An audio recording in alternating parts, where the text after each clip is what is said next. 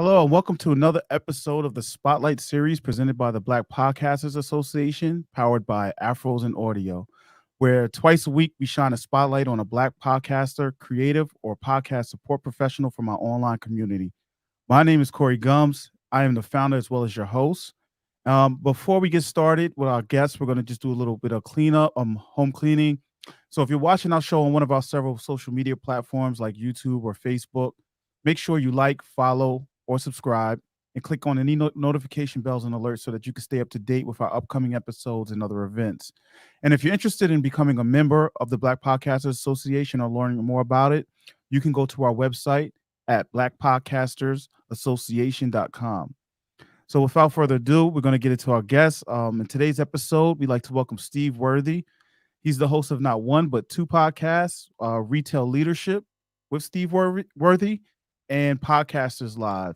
And just to give you guys some background, he's a seasoned podcaster. He's been podcasting since 2007, where I don't know if you hosted or co-hosted, but he was part of the podcast by Husbands for Husbands, a podcast about helping entrepreneurial husbands balance their work life and family. And he also has over 25 years of executive retail leadership and is the CEO of Worthy Retail. So without further ado, I bring to you guys Steve Worthy, and thank you for being here, man. I really appreciate it. Dude, that I'm stoked. That was I don't feel worthy, no pun intended. That was a great intro, son. I appreciate it. Yeah, it's gone through several iterations. That's that's good stuff, man. But I'm glad to have you. You have a lot of experience. I've been following your show and stuff, and there's a lot of things I want to cover tonight with you. So but I think the first thing we should start with is who you are, how you got into podcasting, what's your history in podcasting, and what is it you do? Yeah. Whew, man, big question. So the whole thing with podcasting. So Steve Worthy, I'll start like now and then kind of work my way back. Gosh, so right now I'm still a retail executive, so that's still kind of my day job a little bit. And it started retail leadership with Steve Worthy probably about niching down about a year or so ago from the Worthy podcast, which was a horrible name for any type of podcast because I didn't really know I wasn't creative enough to have any other name. But I started podcasting. It was 2007. A buddy of mine and we worked together. We were running a entrepreneur class at our church, and we started seeing a lot of husbands who were entrepreneurs at the time and trying to figure out how to make sure that their marriage is still solid and then also be an entrepreneur. So we started this company. It was actually it was on Blog Talk Radio, and it was called By Husbands for Husbands. And like I told you, we completely bet, FUBU, for us, by us. Like we, because, from New York. So I just like, I said, for husbands, by husbands. And there we go. And we did this thing. It's called Blog Talk Radio. And our CEO at the time, who knew what we were doing, he was a very forward thinking technology person. And he said, "Hey, have you guys heard of podcasting?" And we were like, "What? No, what is that?" Yeah. And he introduced us to podcasting and RSS feeds and all these other things. And so being entrepreneurs and at that point in time and having businesses on the side that we were doing, we took the audio from our blog posts, was it Blog Talk Radio? Yeah. And then we put it into an RSS feed and we started, sending it out. And so we started doing the whole podcasting thing from there. So we did that for about 3 or 4 years until 2011, I want to say. So we stopped doing that. And then I picked everything back up probably about 3 or 4 years ago. And then just recently we launched Podcasters Live. I am a big live streamer with Worthy Retail U. We can talk more about that too, and Retail Leadership with Steve Worthy. But love live streaming. I love the engagement aspect of it. And so what I realized was that there was a gap in discoverability, of course, with podcasters. With podcasters, it's not so much getting started. It's actually, I feel, it's more about getting discovered or having people discover your podcast. Mm-hmm. And I think live streaming is one of the best ways to do that, but it also helps build engagement and build your brand. So we started that, I want to say, in November, and it has it has got some serious legs, and I'm excited about it. And we can talk more about that a little bit too. Yeah, I mean, I've been learning a lot from being in your group and just watching how things are going. It's kind of bringing that over here too to what I'm doing. So I really appreciate that work. So it's a lot of information, and you've had some really good conversations. I really like the one you had about the hard drive, setting up your hard drive system, because I've been Dude. trying to figure out how to do that for years Oh before I man. even got into all of this. So it's always, it's always that was always going to catch my attention when I see those kind of things. But let's I guess let's start with the podcasters live, right? So like, Yeah. how has Yeah. that experience been? I know you say you started what, a couple years ago or recently, right? No, that was recent, Recently, dude. sorry, So recently, yeah. yeah, I was part of a podcast support group when I just got back into podcasting. It was international, which was really cool. So tons of people all around the world. But four of us kind of broke off. It wasn't anything negative about the group. It just like we connected, and we would meet via Zoom, like once, maybe twice a month. And I was like, man, this should be a podcast. This was last year, mind you, early last year. And this should be a podcast, like podcasters, talking about podcasting. We got a lot of value we can be adding. Mhm, And and I was live streaming a lot at the time, so I fell in love with that medium. And then I started thinking about putting the two together, didn't do anything about it.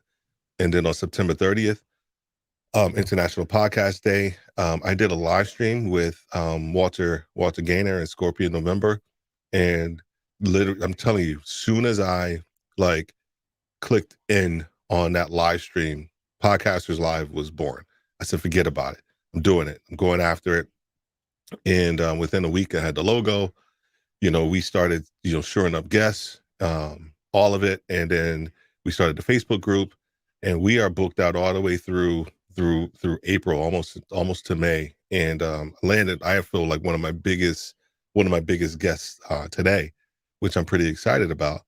But it is really about helping podcasters understand the professional side of podcasting and the craft, as you and I, we'll probably talk about that here shortly too. But then also, how do you take that and then create an amazing live stream production that will mirror, if you will, the quality of your podcast. So then that way people kind of understand you a little bit more. The other side with live streaming is that when you're in front of the camera, it's just you, right? But people will get a better perspective of who you are when they see your face. They can hear you all day long in a podcast, which I love that medium, and I love it. But the live stream piece just adds a different element, I feel, to kind of who you are and your brand, and also kind of what you stand for as well. right.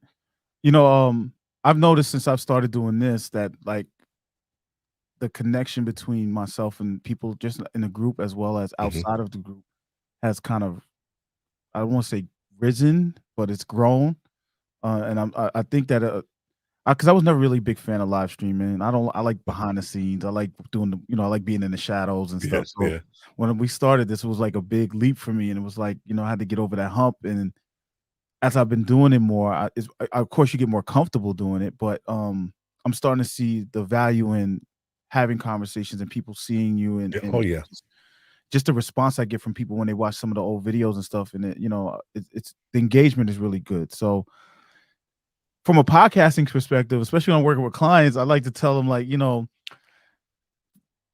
got to weigh the cost, because it is a little bit more of it's a little bit more work for the yeah. live streaming, and Hmm. with the editing process and stuff if you're going to repurpose the content. But you got to figure out what your budget and your platform is and all that stuff, and maybe down the road you plan for that to be a part of what you're doing. Yeah, agreed. And right now, you're 100% correct. And so what we were doing with Worthy Retail, with Retail Leadership with Steve Worthy, we do the live stream, of course, first, have guests on, or it's just myself. And then of course, yeah, then we send the video off to get chopped up a little bit. But yeah, we look at that as part of, operational costs for for that business, right? Because All right. we start talking about monetization, and if you want to talk about that, we can as well. But that's how we monetize. Like, if I get a client, a coaching client from Retail Leadership with Steve Worthy, that's my monetization. That covers hosting costs, video, all of that stuff. So for me, that's the the aspect, or that's the route that we take with that piece with Podcasters Live. This is my passion project that I want to turn into something else. So right now, I'm doing pretty much all the work with this one, except for maybe some of the blog posts and some other stuff like that. But this is all it's all Steve right now. Okay. So let's go into Retail You, right? Yeah, We'll come back to Podcasters Live because you mentioned, the craft. There's some things I want to talk to you about, like, the initiative you're starting for this year. As well as, I guess, since everybody watching, you mentioned monetization. We can talk about that too, because that's always a big thing for people.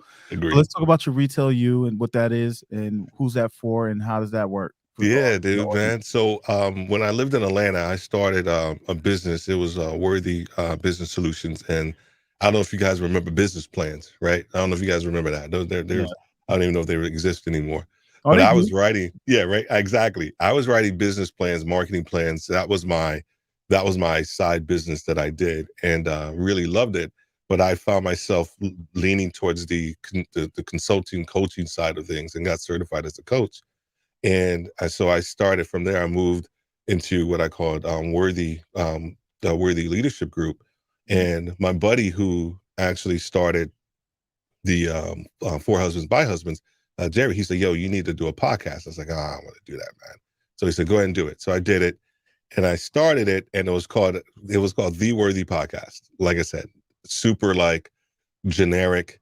I feel like I got a pretty decent last name, and I was just talking about leadership topics and coaching, super duper broad, like no niche, nothing whatsoever.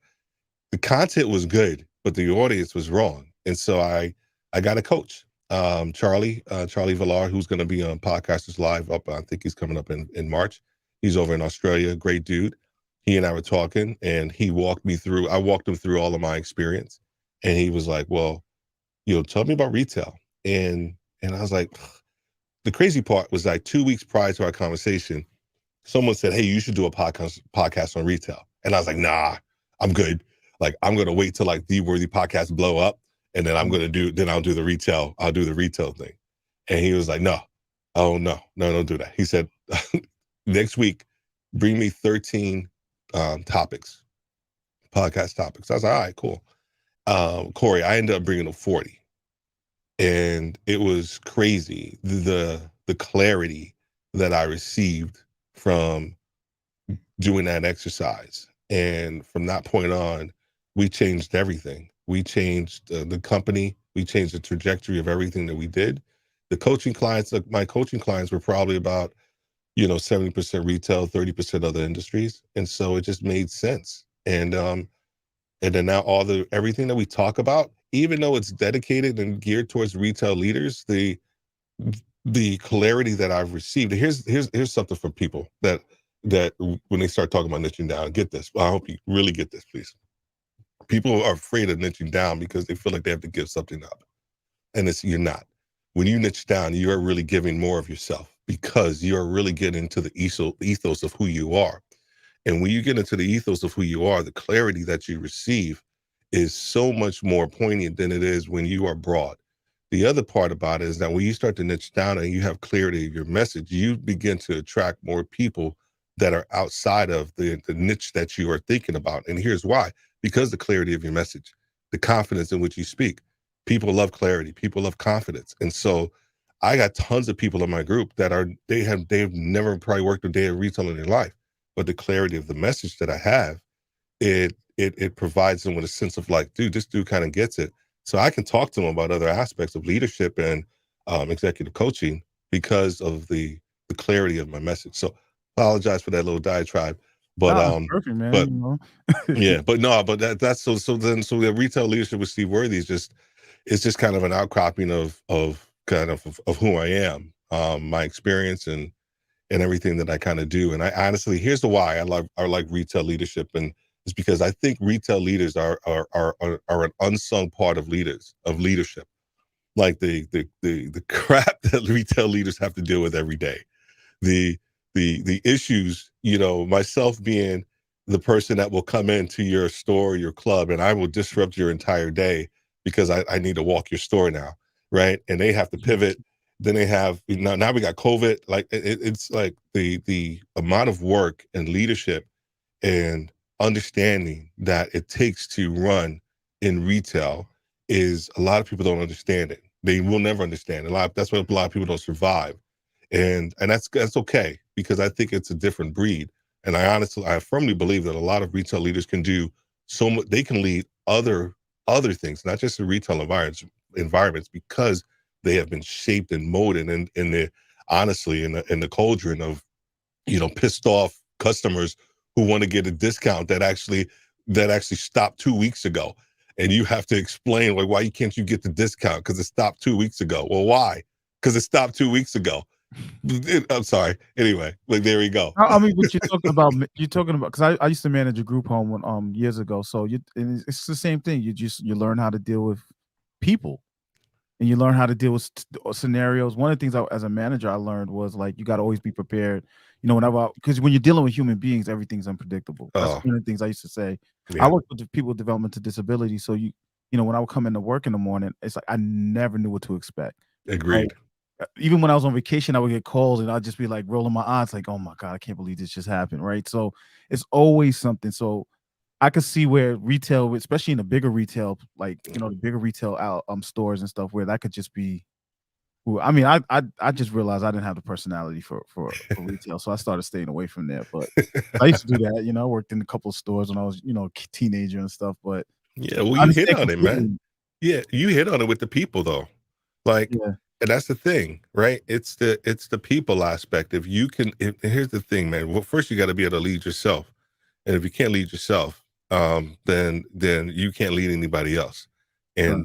And then when you're thrown into certain situations, you're kind of forced to lead yourself. And then, and if you can do that, now you can get into the hearts and minds and win people over and get them on the same page where you want to take them. But until, once again, it's very similar to niching down. So get this, please. Very similar to niching down, because in niching down, you know yourself as a leader. If you know yourself and you understand who you are and your value system, people will, guess what? More people will be attracted to you because of the confidence that you have in who you are.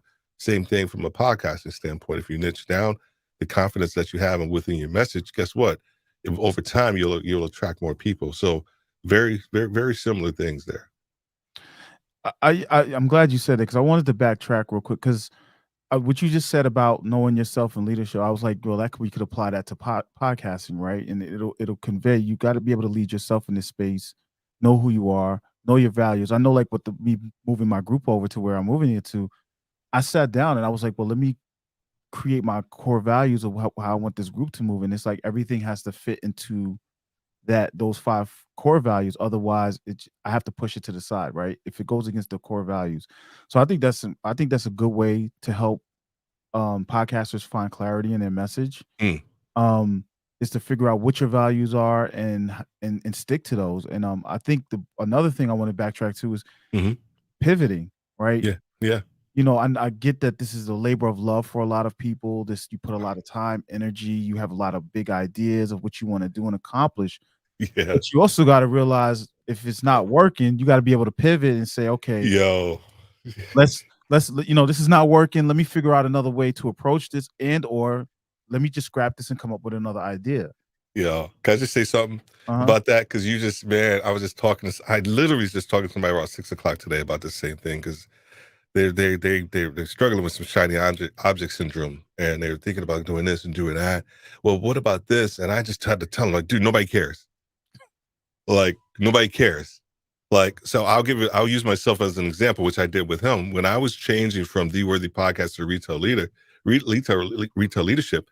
Uh-huh. Man, I had all of this trepidation, and I'm like, oh my gosh, what about my audience, and what about this, and oh, I'm gonna lose these people, and I'm not gonna be able to coach this people. And I was on a walk one day, and the realization hit me. It was like, yo, nobody cares. You're not that big. Dude, you're not that big. Seriously, you're not. Like, you're probably, I think at that time, I think I was probably 30 episodes in, right? You're not that big. Stop it. And so now this is, maybe it's a word for you, but it's, or whoever, but this was my word. It was like, you're not that big. Nobody cares. And so when I did that, and I came to that realization, and I had a conversation with people, they were like, oh, okay, that just makes sense. Like, duh, like you doing retail leadership just makes sense.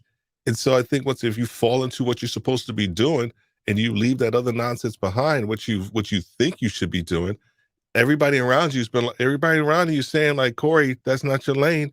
That's not your lane. But you're like, no, but I love it. I love Corey, that's not your lane. Then you finally get into your lane and they're like, about time.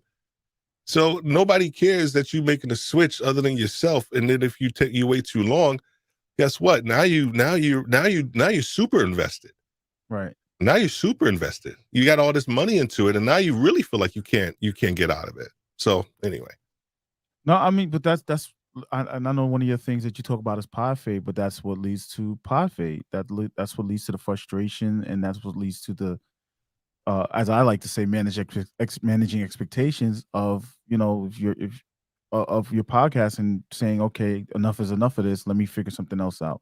yeah, Otherwise, you're just going to keep going through that vicious cycle, and eventually you'll just walk away, and all the time and energy and money you spent in this is just going to go to waste. yeah, So, um, but I like that. So I guess let's segue into the pot to what your initiative is this year, because I mentioned managing expectations, which is kind of my yeah, thing for this year. But yeah, I think you hit the nail on the head. And one of the things when I reached out to you the other day and asked if I could jump on this bandwagon was because I met Talib, who runs Afros and Audios. We were talking, and he kept mentioning the word intentionality, being intentional.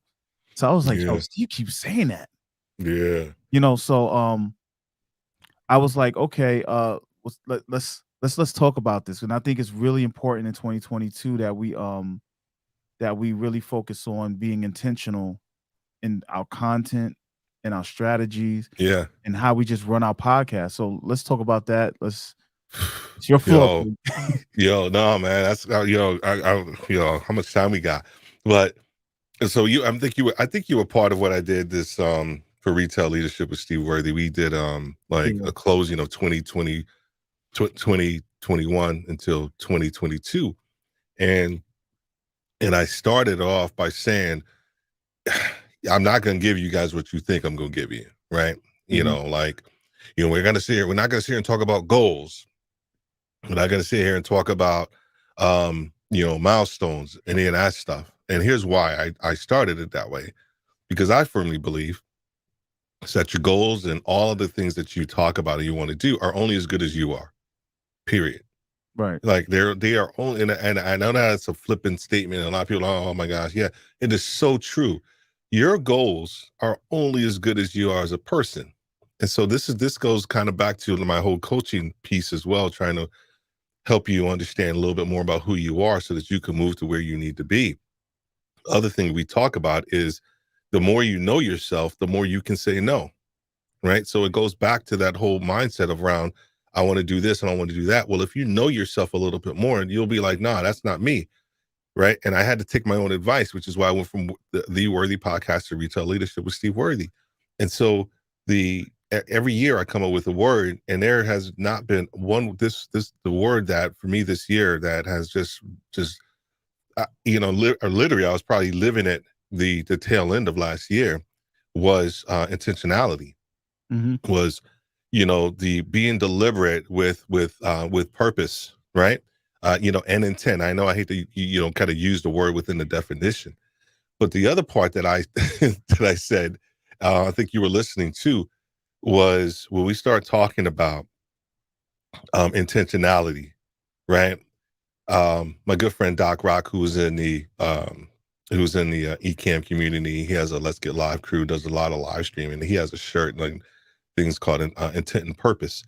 And the thing about intentionality, there is purpose, but then there's the other side of it. There is the deliberate. And what I said, and what I feel, what I'm going after more so is the deliberate nature of my actions. The purpose, and here's why I say that. I'm not saying forget the purpose, but if you know who you are, if you understand your value systems, if you've been able to narrow down, I know some people haven't, and that's fine. That's another conversation. Hit me up. We can talk about it. But if you're able to, if you're at that point now where you've been able to kind of niche down and know more about yourself, then you have to be more deliberate in what you do. The purpose piece like begets the deliberation. So if you have a good purpose and understanding about who you are, that's foundation and fundamental, then the deliberate side just becomes that much easier because now you're moving with to use the word with intent, right? How many of you have seen people that are like on the stage? Like when I lived in Atlanta, my pastor, Pastor D at Victory World Church, like I would see him on the stage, and I every time I just be like, Dad, that dude is doing exactly what he's called to do. He's doing exactly what he's called to do. He was moving with purpose and intent.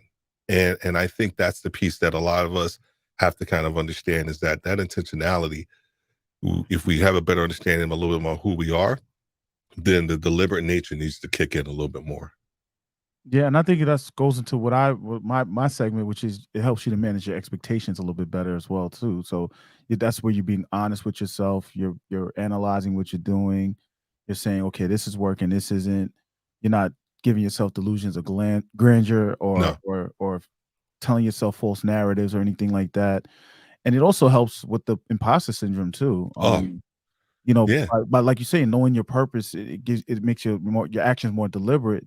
There's no there's the passion there too, right? So Yeah. you're not questioning yourself as much because you know where you're at. You know what you're trying to accomplish. You know what you're trying to do. And I know for me with the association, I know that was once I figured that out, everything that I started to Yeah. it was like Yeah. like the Yeah. pebble rolling down the hill, and Yeah. it just started to steamroll, and I was like, "Okay, this is starting to make more and more sense to me," and it started be I'm not gonna say becoming more easier in doing things, but when I woke up in the morning and I knew I was gonna do certain things, I'm like, Yeah. I felt much better about it. Yes. Yeah, so, and then I started becoming more passionate about it too, so that's kind of why we're at where we're at with the group now, and I think that was a very, very important, and for me, it took me a while. I've been running my group for almost a year, a little over a year and a half now. We're coming up on our 2-year anniversary in That's crazy, March. man. That's awesome, Started man. right before COVID hit, so That's awesome, dude. and I was all over the place, and I was frustrated, and then when I realized what I really wanted my purpose. Congratulations, man. There you go. Yeah, I gotta start incorporating the soundboard too, but, um I thought that's when the group really started to really take shape, which happened really this year. Like, it took me almost a year to figure out my purpose, and then Mm. that's where it was like it got much easier and less frustration for me. So that's why when I saw you, you talking about it on that live stream, I was like, "Yo, I gotta really, really bring this back to my group." I was like, "You're onto something, yo." Yeah, So man. I think that's the thing that holds a lot of people back is, we start, you mentioned and you talked about pod fading a little bit and, people getting started and then, you know, not realizing and understanding that this is work. Like podcasting is work. Like, but you have to love it. Man, when I started back, man, I loved getting up at, Saturday. It was Saturday mornings at like 4:30, 5 o'clock because well, I don't know if you probably can't see it, but I had a Rode into USB microphone, right? It's a condenser microphone. It picks up mhm. every little freaking thing. And so I had to get up super early so that way everybody was asleep. So that way, so that way I could like get her, get my episodes done and all this other stuff. But I just, and now I still do get up early, and I just love the process of it. But I had a bigger purpose, if you will, and then that which fed into my deliberate actions. We do this thing. We have this thing about in retail leadership, and we call it I call it the 2x identity. My virtual assistant, she keeps wanting to call it the 10x. I don't care. I don't know what I'm going to do yet. But really, it's a matter of how are you going to show up. And we believe that your beliefs get your beget your thoughts, and then your thoughts beget your actions. And so, what do you believe about yourself first, right? And what are you going to put aside what society, your mama, your daddy, everybody else, and your brothers and sisters say to you, and what are you going to truly believe about yourself? Because then that begets your thoughts, and then how you start to think about yourself. You see yourself as a man thinketh, so is he. And then from there, now your actions, are filled with purpose and intent Right. because your foundation of your beliefs and your thoughts, right? And nobody can shake that if those two foundations are solid. Now your actions just start to become an outcropping of once again of who you are, right? Same thing with everything else, niching down, right? Hope y'all getting this, like all of this stuff, like it's all tied together. It's all tied together. So, I know we had a nice conversation about a week ago, and we were talking about the craft of podcasting. Oh, yeah, man. So, I would love for you to touch on that. I know that's a big thing for you, and just getting podcasters both who are coming into the game or who are looking to come into the podcasting space, as well as those who are already, they have some experience in the area. Let's talk about approaching podcast your podcasting career or as a craft versus just something you do. Yeah, man. I mean, how many of you guys think that you would have heard of Denzel Washington if he didn't take what he does seriously? Right? He started, right, you know, well, it's Mount Vernon, right? He's from Mount Vernon, if I'm not mistaken. And he Mhm. started his process of acting, just like a lot of us start our process of podcasting, right? Because we have maybe a love for it, and we think we're automatically kind of be good at it. But he has taken the time to understand that acting is a craft, right? It's an art form, right? Hip Right. hop, right? I feel I'm old. I'm probably older than you, Corey, but I grew up in the best era, right? I remember, Grandmaster Golden age, Flash, yeah, all of that, yeah. the message, right? I remember like when it was started and Sugar Hill Gang, and then you moved into BDP and Rakim, and everybody wanted to be a rapper, and half the cats didn't know how to rap because they didn't treat it as a craft. They treated it as something that they just wanted to do. And I honestly feel sometimes a lot of podcasters are treating it like that, and treating podcasting like that. It's a craft, man. And I mean, and dare I just say it, we are on the Black Podcasters Association, right? And Mhm. so, just like with anything, just like with a lot of things, right? We have to, of course, try to show up 2 times better or different than our white counterparts. I mean, it's no different than a lot of times at work when you are trying to get your message out there. You are probably going to be trumped by a lot. I hate to use that word, but you're going to be trumped by a lot of people um, who don't look like you, maybe have the same quality as you do, but guess what? You may not be taken seriously. And so that's when, for me, the craft of podcasting is so much more so important, not just because of that, but because of the fact of you really want people to get what it is that you're trying to say. Here's the thing. Okay, and get this, please. All right. Your podcast, just like with anything else, should move people forward. So hope get that. When you are developing your content, whatever it may be, it could be about mental health, it could be about cooking, it could be about whatever it is. I firmly believe when you put your content out there, your goal is to move your audience forward. Here's the other thing that you got to realize too. People don't get this twisted, is that your podcast is probably going to be just for a season for certain people. You may have lifelong listeners, you may or may not, but your podcast may be for a season for certain people in their life, and they may come across your content, and they'll be like, "This is exactly what I need to hear." 6 months later, they may have moved past that part in their life, and now they moved on to something else. Same with retail leadership with Steve Worthy, right? I know the audience that I serve, once they get past maybe that point of like being a senior vice president, executive vice president, or whatever, then my content may not be for them. It may not be for them. Right. So I'm okay with that, because guess what? There are other people that are coming down the pipe that will need that content. And it's almost going to be like they're going to come through. They're going to hear my stuff grow, grow, grow, grow, grow, grow. Okay. All right, Steve, now I need an executive coach. Hit me up. I'm going to hit you up. Right. So Mhm. your content is there to move people forward. So if you don't think about it as a craft in that context, then I think you're selling yourself short. And I think you're selling your audience short, because your audience is only, once again, they're only going to be as good as you as well, right? If you just like a computer, right? You put out garbage, you got to have your audience. They're not going to be, they're going to like it for a minute. And then they'll be like, Corey's audio don't sound too hot. Or Corey's talking about, he's talking about IT, but now he's talking about cooking. What's your brand, Corey? What are you doing? Right. Right. So Right. anyway, my bad. Little diatribe there.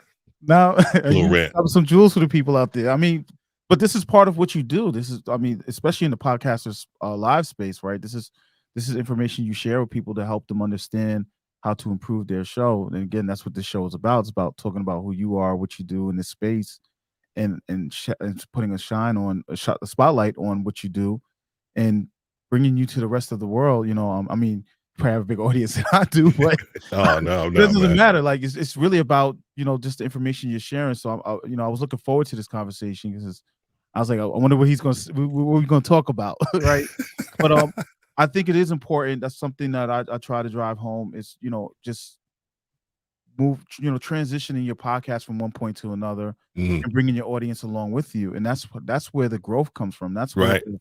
you know um even though we're still in the beginnings, the momentum stage or the early stages of podcasting, so to No. speak, right? Yes.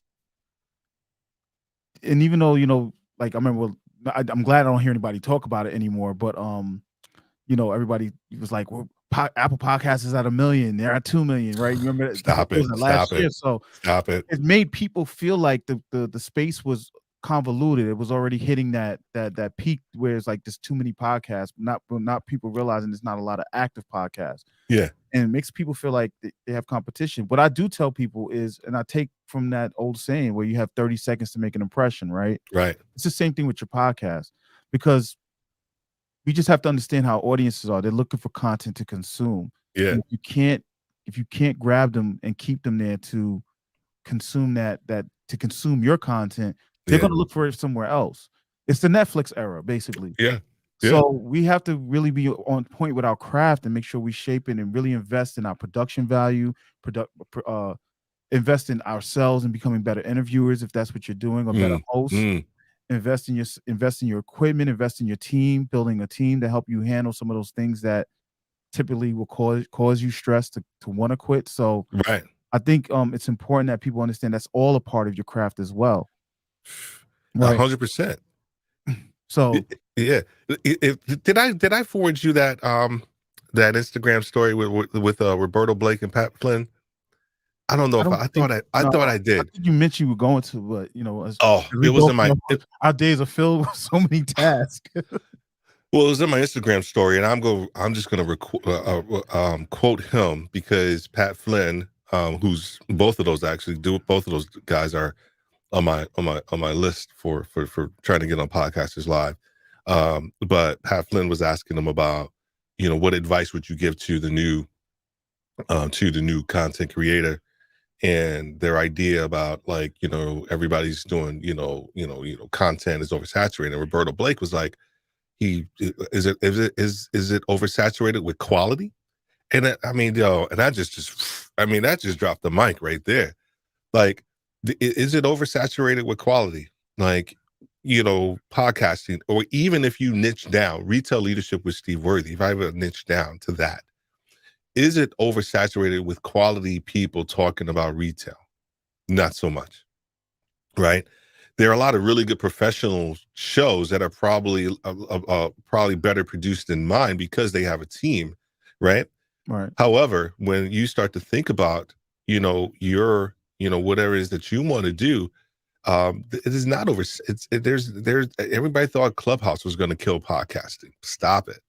Stop it. Right? Everybody, next, everybody just thinks the next best thing or next thing is going to kill off something else. And it's not. The quality will always stay. Why do people buy Jordans? Right? Because of Mike. Like, kids that haven't even never seen Mike play, they will buy Jordans because of the quality and the legend associated with it. right, So stop it. Like, people, don't understand that. Like, if you want your stuff it takes time for your stuff to become a legend, right? And so, and it's not oversaturated. It's not oversaturated with quality. And here's the thing: This is probably why you started the the Black Podcasters Association. It's not oversaturated with diversity. Yeah, exactly. Right. So Right. so stop it. And so, if you really want to understand, like, the important role that you play, you have to understand, that, if we had to think about, I don't think it was you and I talking about this, Corey. I think I was talking to someone else. Maybe it was you and I. We think we're talking about, like, if you look at, like, YouTube and, the from a grade standpoint, right? From kindergarten to, like, senior in high school, like, even YouTube is probably just at, like, the eighth grade. Like, they're not even, like, in high school yet, like, with the stuff that they're trying to do. Like, they're just not. People think it's YouTube is oversaturated. It's not, even with quality. Podcasting is probably in the first grade if they're just out of kindergarten, just with the ability to, with the quality of people that are out there. So the 2.5 million podcasts that are out there, there's only about 40% that are still active. And active is a loose term, because I think they, if I'm not mistaken, they qualify active as having a podcast within within the last 7 days or something like that, 7 to 10 days. And sometimes a lot of podcasts don't produce that way. Right. So, Bethany could probably tell me a little bit better, educate us a little bit more in that piece, because I know she's super duper engrossed in the whole industry.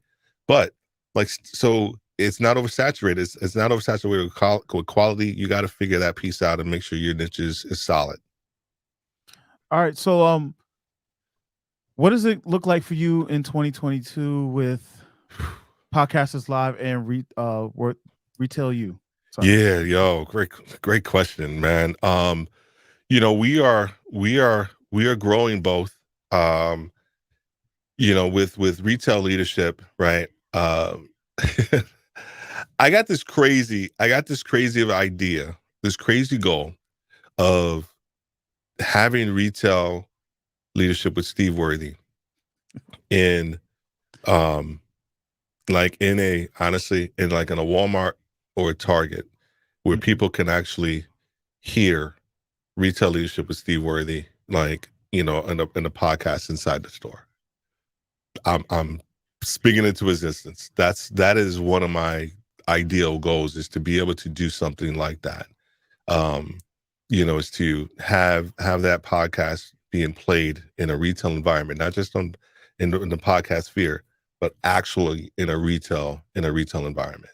That is my goal. And so we are working hard with our content, and niching down even more so with our content. And, we were a little high, um, with the people that we had on our show, which were great guests, but we are niching down and really focused on, regional, district managers, store managers now. So, like I'm going to see a lot more interviews with those individuals, and then trying to position ourselves with that. And then some measure of continuing to monetize that from a coaching standpoint. With and then with And I'll say the last thing, because I know you guys just made an announcement with the platforms that you guys are switching to. And with Podcasters Live, right, dude, like, I was talking to somebody, I could do Podcasters Live 5 days a week. Like, the number of podcasts that are out there, the number of people who are in the podcast industry, I literally can do it like 5 days a week, but I don't have the bandwidth for it, and I'm not making any money off of it. So the goal is to try to figure out how to monetize that piece of it. And I haven't really, honestly, I've given it some thought of what I want to do, but we want to make sure that we're doing high quality content, and the guests that we have, that we have lined up are actually pretty good. So I'm pretty stoked about that. So just going to continue to move that forward, but we are starting a community too, very similar to what you made your amazing announcement with your partnership with audio, Afros and Audio, going offline. We're starting that right off the bat with Podcasters Live, because we don't want to wait, and we feel that there's a need out there to, one, help podcasters understand a little bit more how to podcast and craft their podcast, and then those who've actually already established podcasting, or an established podcast, help them understand the craft of live streaming, because live streaming is a craft too, and the production, run a show, gear, yada yada yada. It goes down the line. So we're just building up the brand right now, and we're excited about what we got going on. Yeah, I have a newfound respect for live streamers because when I started doing this, I was like, okay, it's not you just popping in front of a camera and just talking crap or whatever. There is some production value that goes behind it. So usually for like a show like this, even a simple show like this, I'm usually about an hour or 2 hours before it. I'm working on things and making sure everything is functioning properly. So and checking on my equipment and all that stuff. So Yeah, there is a lot behind it, and I think a lot of people need to learn about that part. Just like in the podcasting space, I run my own mobile podcasting studio out here in New yeah, York City, and a lot of times I have to teach people about their equipment, or I get a lot of calls or a lot of recommendations or referrals about, hey, can you help me set this up? Hey, can you help me do that? So people don't realize the back part, and I think like having your community, just not just talking about just how to live stream, but the whole gambit of it is beneficial to people.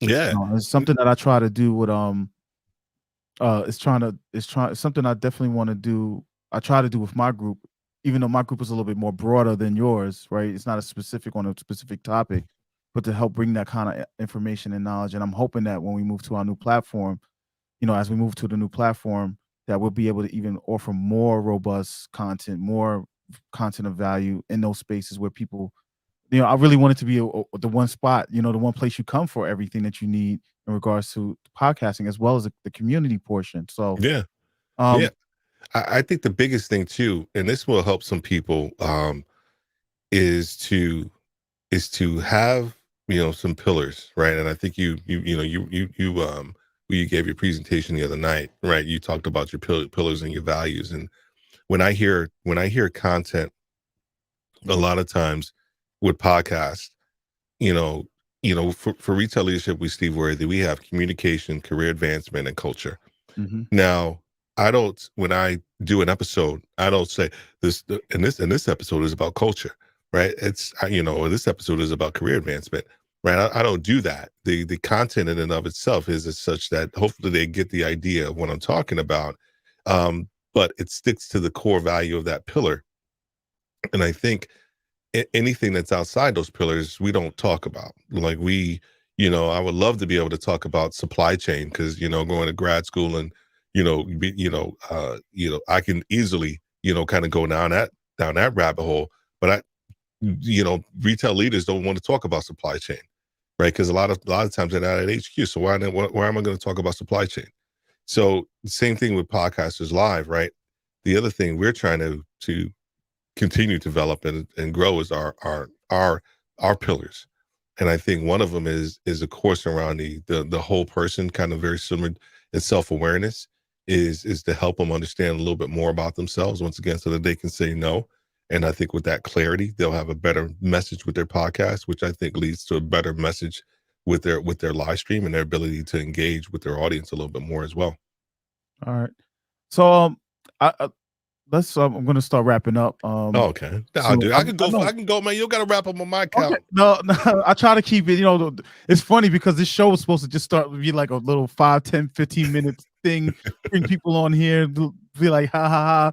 But then as time has gone on and people have talked, and you get all these different stories and different journeys into the space. It's like you got to let people talk, but it's Friday night. Yeah.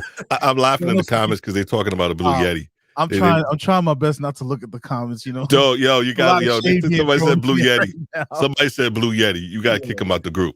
I'm sorry.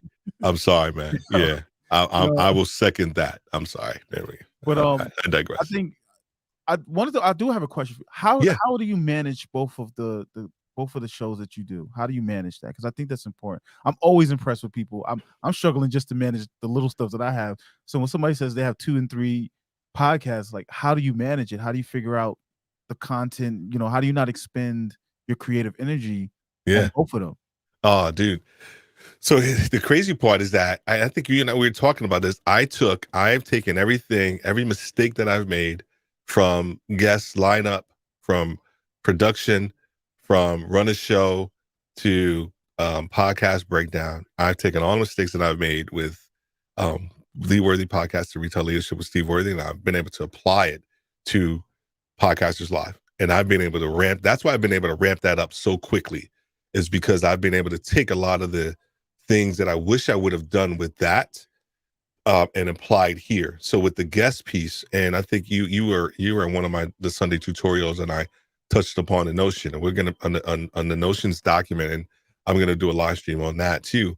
Like that has been, with retail leadership with Steve Worthy, I we were using Google Docs and Google and all these other things, and I'm like, and then we tried to use Airtable. I was just like, yo, just too much. I just need something simple. And so when I started using Notion, that helped me kind of capture everything. I use it for everything. I capture all of my thoughts with the mobile app.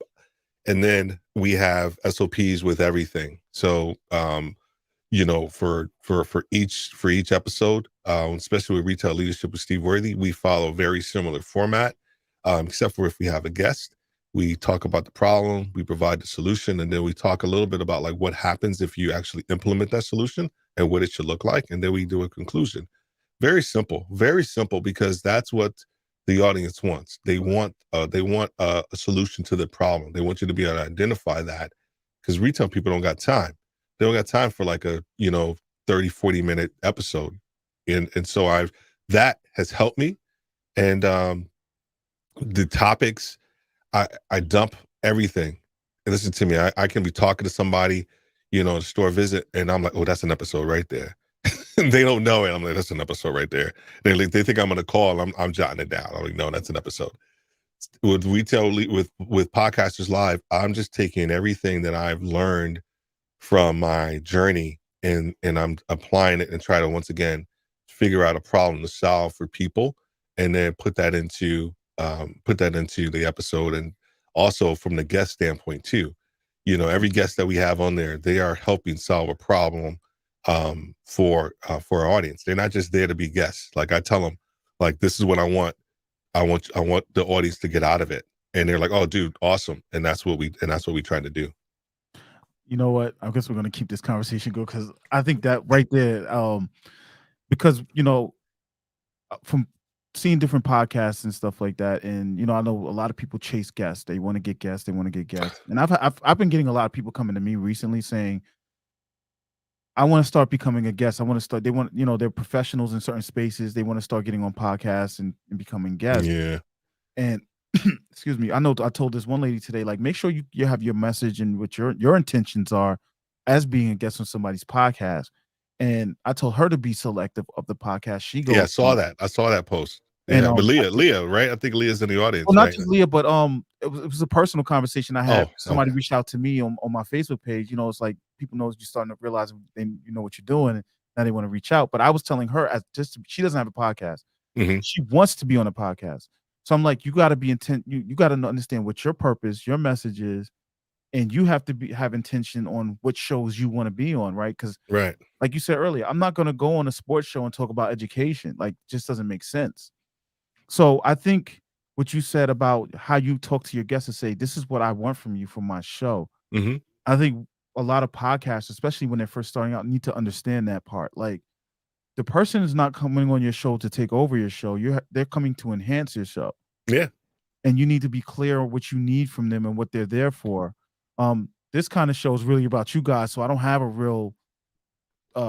really have a real like criteria of like whatever the conversation is, it's your conversation to have, Right. right? But if it was a more specific show, it would be, and I guess that's where the vetting of your guest comes in, and you got to make sure that they're in line with what you're trying to do. And if they're not going to adhere to that, then you have to be willing to say thank you, but no thank you. And I think that's the confidence that a lot of these podcasters need to start building up, especially when they first get started. Well, it goes back to the pillars. It goes back to your why, right? If they don't align with your why, then just say no or don't do it. Like listen to me, man, and I am nowhere near massive with retail leadership with Steve Worthy, right?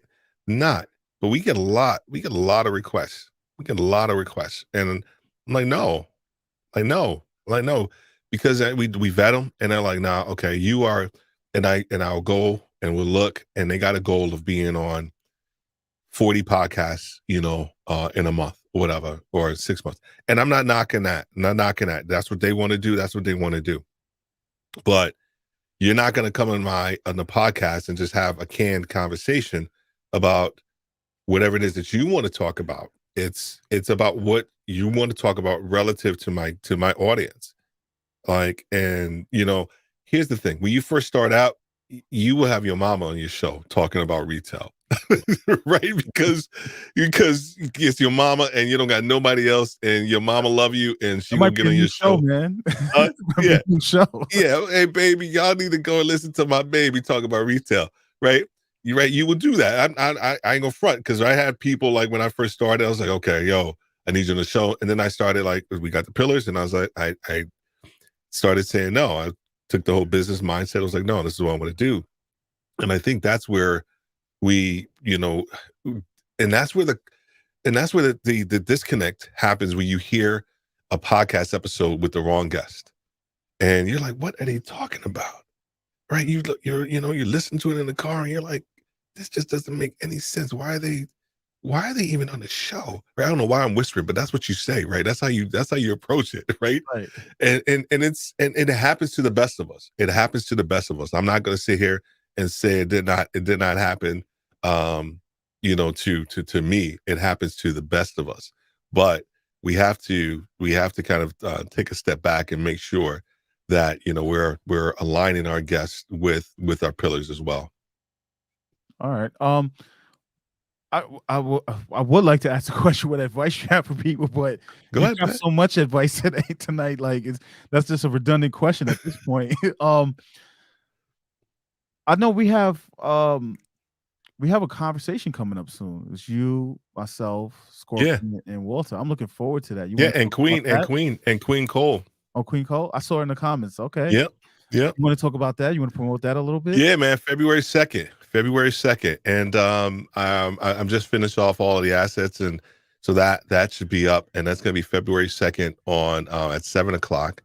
And we're going to talk about really being a Black podcaster, right? Because it's Black History Month, and so I'm actually pretty excited to have you guys on. I typically, the goal of Podcasters Live was not to do like individual guests.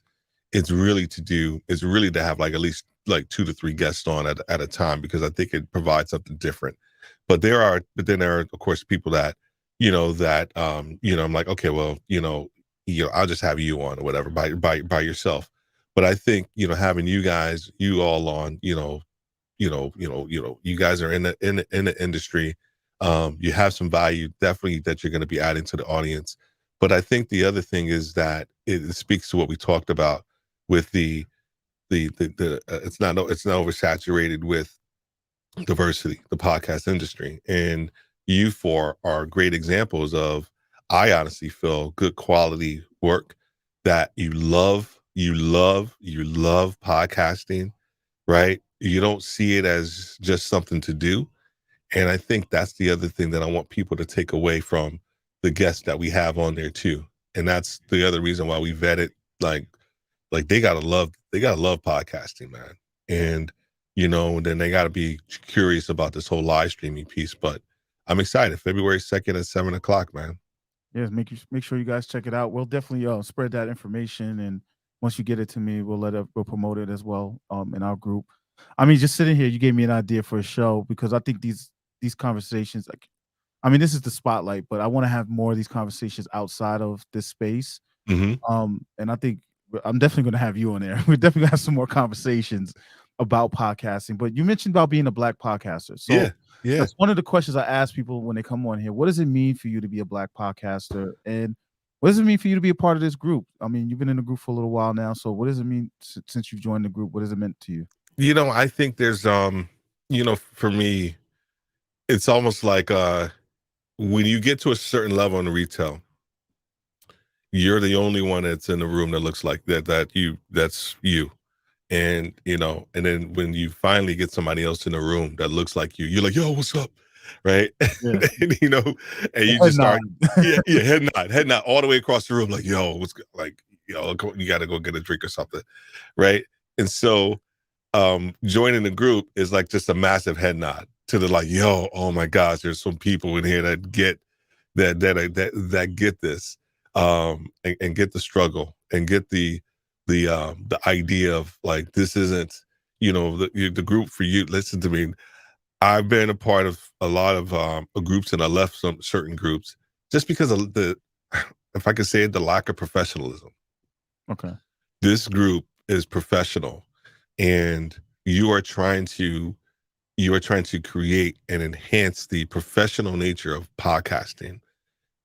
Me being a business person, like I super appreciate that, because I'm trying to do the same thing. And so I feel like I found a really good tribe, with what you're trying to do. And then hopefully I can add value to the group in whatever way, possible. But just being part of the group has helped me that with that. The being a black podcaster, man, that's, you know, um, been black all my life, man, and I know that we gotta do stuff. And we just gotta represent. It's very similar to what I just talked about. Like when you get to a certain level and you got the head nod, you have to maintain your level of professionalism and standards, because guess what? You got people watching you. When I left New York, and I moved down to Ellicott City, Maryland, with Target, and they had never seen a black leader, at that level. And so when I walked into the store, they're just like, who are you? Like, I was Yeah. like, yo, I'm so, and it was, and I realized, and I continue to realize, was that I needed to continue to set a high standard and expectation. And I think that's the same thing with podcasting, is being able to understand the expectation and responsibility, if you will. That's kind of, on all of our shoulders. And so that's why I love when you start talking about the professional nature and the quality of shows, because I think that's a necessary part of being taken seriously as a podcaster. That goes. I'm glad you said that because that's always been my thing is the standard. And that goes back to when I first started the group, and it was like I didn't have a real standard for the group. It was just I just knew what I wanted to do. I wanted to talk with black podcasters. I wanted to create a space for black podcasters. And as time went on, it was like I started just I'm gonna keep it real, and some people might not like this, but whatever. Some black podcasts, I was like, we got to do better than this, right? Yeah, This is you're asking why you're not getting listeners, and I'm like, because it sucks. Let's just keep it real. You suck all the way across the board, whether it's your audio content, sometimes it's the whole gambit. And I'm like, we gotta start to do better for ourselves in the space of you're putting your time, money, and energy into this. yeah, You should want to increase your production value. You should create budgets. You should be saying, okay, I can't afford this right now, but let me right, work towards that. And then you automatically start to create your purpose and then a standard, and then everything just falls into place in at that point. And I was like, I got to do this with my group because I can't, me personally, can't have a look. I have to feel comfortable with what's going on. And I was like, I gotta raise the standard. I gotta create a standard. But which is interesting because we know today Sidney Poitier passed away. yeah, But yeah, you were yeah. talking about working 2 times harder and being represent a Come on, man. representative. He was probably one of the first major black stars in Yes. Hollywood, and you see the standard that he I was watching some more clips of his movies and stuff, and I was like, Sidney was always damn near in a suit in every role he played. Guess who's coming to dinner, man? Like if you look at all his roles, with exception of one or two movies, Yeah. especially his later movies, in his early movies, he was always in this like, and I know it probably was a cultural thing, but it was always he carried himself a certain way, Hmm. and that set the standard for black artists in that space during that time period. So, and he faced even more stuff than we faced in today. Listen to So me, man. A lot of times he was the only black person on the screen. I mean, in the scene, and a lot of times almost in the entire movie, yeah, right? I mean, just think of the pressure. Think of the pressure that he he was under, right? Jackie Robinson, right? I mean, look, I mean, like these dudes set super high standards for their craft. Baseball, acting, business, whatever. Like, business. Like you come, it is incumbent upon us to do the same thing with something that we want to do, like whether it's our professional career or this. Because if you want this to be, if you want to be taken seriously, here's the other thing. Let's stop the madness with downloads. Sorry, stop the madness with downloads. And here's why. And here's why, man. Steve is choosing violence tonight, people. You got me going, kid. You got me going. Let me stop here's the thing, yo. Okay, so, and somebody can correct me if I'm wrong. You submit your podcast. Uh, it goes out for distribution, and it's posts, and it goes at 6 o'clock in the morning, and it's all on all the platforms, yada yada yada. Right? There's this thing called automatic downloads. There's this thing called automatic downloads. So if I'm automatically subscribed to somebody, it's automatic go to download into my player. Here's the thing. Am I listening to it? Am I listening to it? So people get, and I get it. If you want to monetize and you want to be able to use that as a number to show people about your downloads, but this goes right back. This goes to me, for me, this goes right back to like your core values and your why. Like people can do the downloads all the time, all day long, but how many people are truly listening to your podcast? So that's where you have to go into your app, your Apple Connect, and actually look at the consumption of your podcast. That's the number. That's what you want to look at, right? Because I realized, and when I was looking at my episodes were like 45 minutes long, and I went into my consumption and I saw that people were dropping off at about 25 minutes, 25, 30 minutes. Guess what? I actually chopped up and I reduced the size of my my podcast episodes because of that number. That's just smart business. If you're selling, if you got black socks and white socks, right? Or blue socks, and you're selling more blue socks than you are the other one, guess what you're gonna do? Your inventory level should increase with the blue socks, and hopefully you'll sell more. But what people will end up doing, they'll say, well, if I'm selling the black socks, maybe if I do more of this inventory with the other two, I'll sell more. No, you're not, because people don't want the white socks. They want the blue ones. So increase your inventory with that. Same thing with your podcast, right? If the analytics is telling you that people are dropping off for 14 minutes, 15 minutes, and I know people will have a completely different perspective on this, and I'm just saying this is just my own thought process, looking at it from a business, because I listen to a ton of podcasts. It's ridiculous, and you have to understand the business of podcast, the listenership of it. And that's why when they start talking about downloads, I'm like, but how many people are actually listening? I don't know. Well, and that's the thing. You got to understand what people are they actually listening to your content? That's why I love live streaming, because there is an automatic almost engagement aspect of people listening to whatever it is that I'm have to say about whatever topic it is, and I'm getting instant almost engagement. I can see the people who are listening to me right then and there, and I can translate that and push people over to my podcast, where the podcast episode gets more consumption. So that's just my thought process when I think about downloads, and people get so caught up in that number. And I'd love to. Listen to me. I ain't go front. I'm not. When I first started, listen to me, man. I looked at my freaking downloads at least 5-10 times a day when I first started. I was like, how many did I get today? How many did I get like this last hour? Right? Always looking at it. I don't look at it anymore, because for me, it's not so much about that. And I want people to understand, like, people need to be listening to your content. And that's, how do you figure that one out? That's the key. Okay. So I mean, so I know part of the problem for a lot of people too is, like, depending on what service they're using, that they don't get 100%. all the analytics that they need to be able to make those pivots and stuff. So what are some ways that people can, but outside of the live stream space? Because, like, I mean, like here we have comments going now, right? We could kind of pivot the conversation while you're Yeah. watching the comments go on to say, okay, people are really feeling this. Let me keep talking about it, right? In real time. How do you recommend a podcaster if they're not getting the consumption statistics or they don't know Hmm. where to find it? What are some things that you think they can do to help them figure out what's going on and what people are listening to? Community, community, community, community.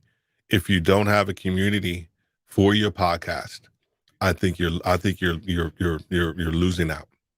If you do not have a separate, you don't even have to have a website. You can do a freaking Facebook page and start drawing people there on your in your podcast, right? Mm, In your episodes, in your show notes, right? In your marketing, right? Create the community around your podcast. And I think that's the new piece. Everybody and I use social media just like everybody else, but I understand the power of community, right? And I know you use StreamYard, but I use Ecamm, and Ecamm's not cheap. And I'm not saying that to look at me. It's not cheap, but here's yeah, and why StreamYard. yeah, it's not. But here's why I use this. One, the functionality is amazing, and then they do super duper upgrades all the time. But the community is ridiculous. It has to be. It has to be. It's an amazing Facebook community, and I learned so much in that community, and it just drives everything that, like, from a production value. When I utilize it, I feel like, oh my gosh, I'm part of this community, and I'm almost like sharing the gospel, if you will, of Ecamm, because the community is so amazing. And I think the same way when you start to think about your podcast is, how do you create community around your podcast where people are talking about your podcast or a certain episode, like, oh my gosh, I remember you were talking about so and so, yada yada yada. I'm like, great. Well, what's the other content that you want to hear? What else is it? What's the problem that you need me to solve that you want to hear? Right. I will post a question in Retail Leadership with Steve, where they haven't done it in a while, because they gave me a whole bunch of stuff, and I put it in there, and I'm in the process of outlining and all of that stuff. But they gave me so much content, man. Conflict resolution. You know, I did an impromptu live stream. Gosh, it had to be about 6 to 8 months ago, and it was around um, picking your team versus inheriting your team. And it had to be one of my most popular live streams. And I didn't do it on Facebook. I did it in the group. It was just impromptu. But that's how you create certain things. And it just takes time too, but create the community. And you have to understand the podcast. You got to be in this for the long game, man. This is the long tail, long game, however you want to call it. You ain't gonna listen to me, man. You ain't gonna build this joint overnight.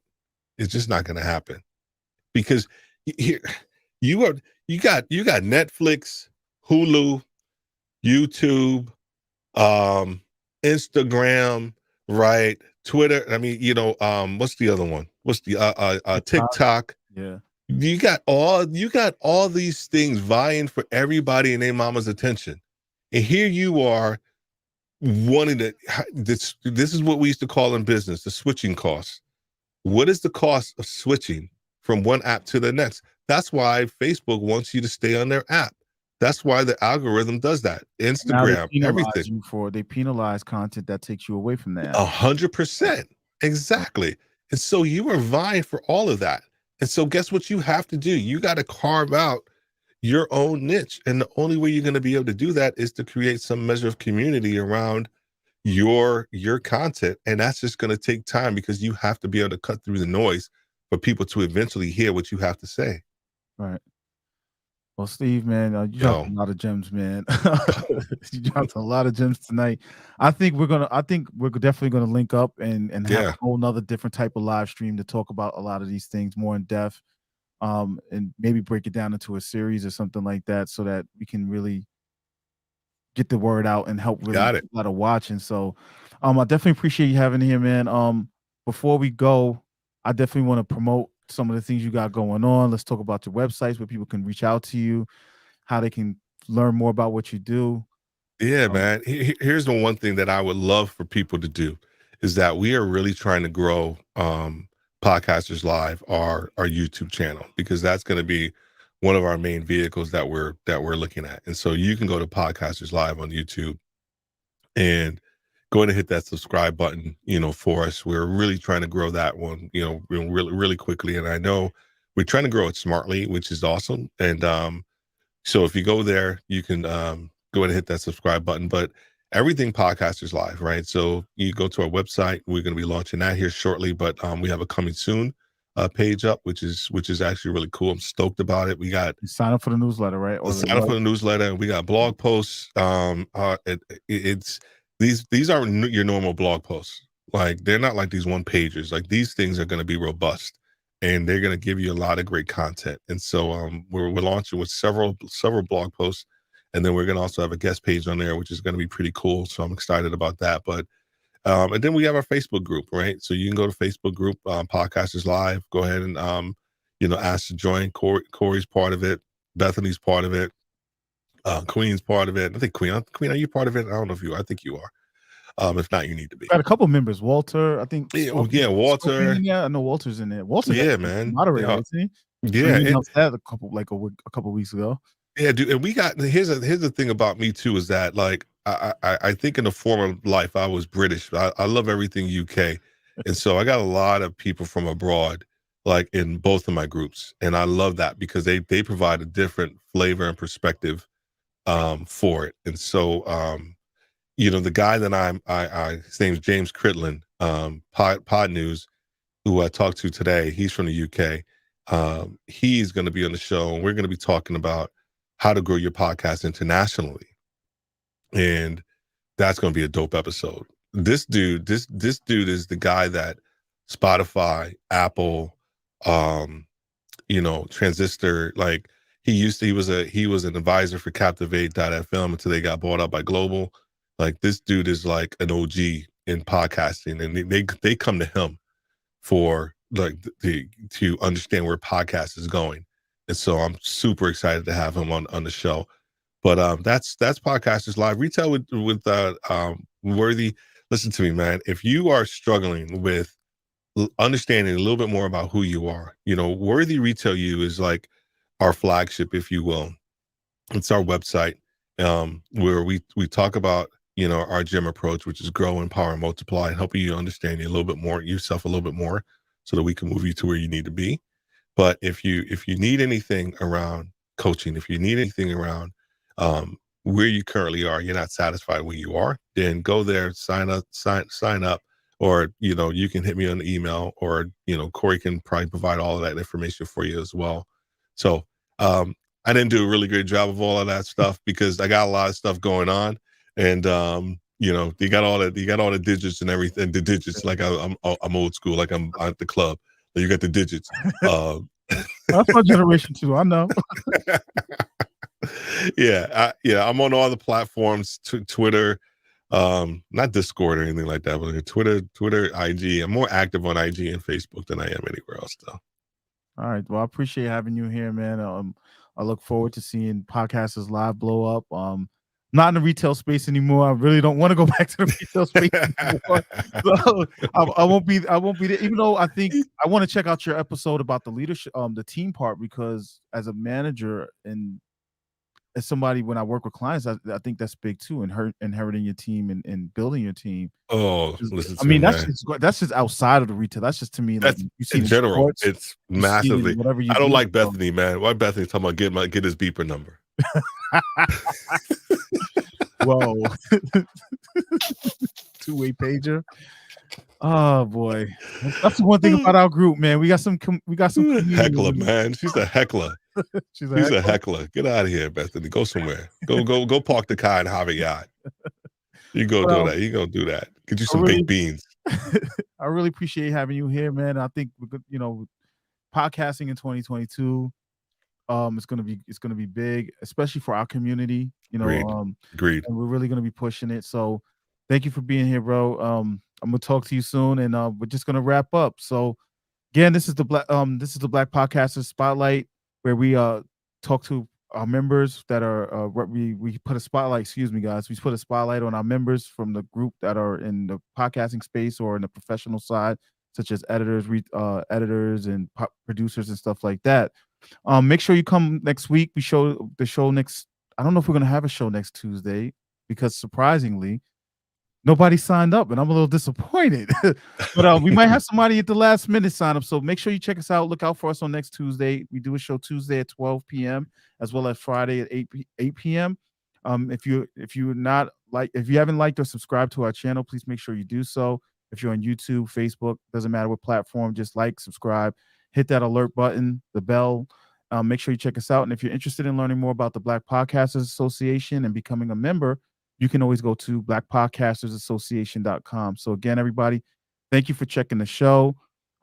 Happy New Year. I think this is the second show. No, this is the second show of the new year. So Happy New Year. It's day 7, so I can still say it.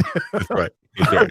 You know, that's another debate I might start in the group outside of the audio versus content. But I'm glad you guys popped up in here and stuck it out with us. This was a little bit longer than we normally do, but have a good night, and I'll talk to you guys soon. As soon as I find this is what I'm talking about, Steve. Find a button, man. Find this right.